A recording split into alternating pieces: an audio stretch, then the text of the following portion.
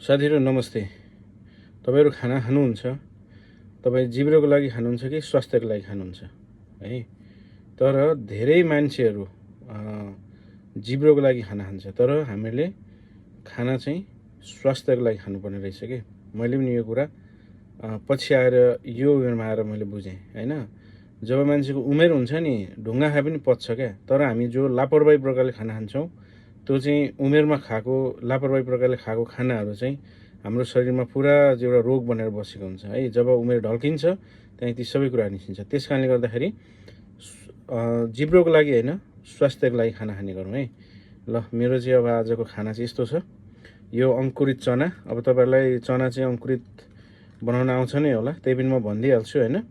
यो चाहिँ चनालाई चाहिँ मजाले धोएर भिजाउनु पर्छ अनि भिजाएर चाहिँ पानी तारेर चाहिँ एउटा यो यस्तै बलहरुमा चाहिँ त्यसलाई छोपेर 2 दिन या 2 दिनसम्म 3 दिनसम्म राखिदिनु भयो भने यस्तो अंकुरित हुन्छ है।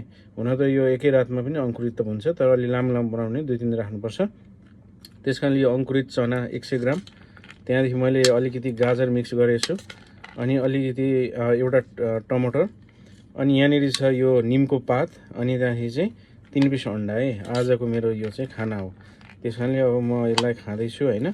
अब यसमा तपाईले चाहे अनुसार चाहिँ अब यसमा अलिकति अमिलोहरु नुनहरु पनि एड गर्न सक्नुहुन्छ, तर चाहिँ मैले नुन चाहिँ यसमा हालेको छैन अनि अमिलो पनि मैले हाल्दिन, किनभने यो खानाले अलिकति फेरि एसिडहरु पनि बढाउने काम गर्छ है। त्यसकारणले एसिड ज्यादा हुनेले चाहिँ अलिकति ख्यालै गर्नुपर्ने हुन्छ है शरीरमा। ल, अब मैले खाना सुरु गरेँ। अब ल, मेरो फर्स्ट बाइट।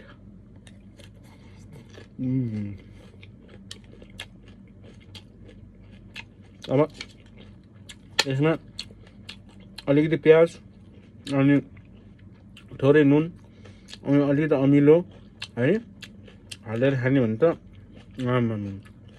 मुखबाट पानी आउँछ है। मिठो छ।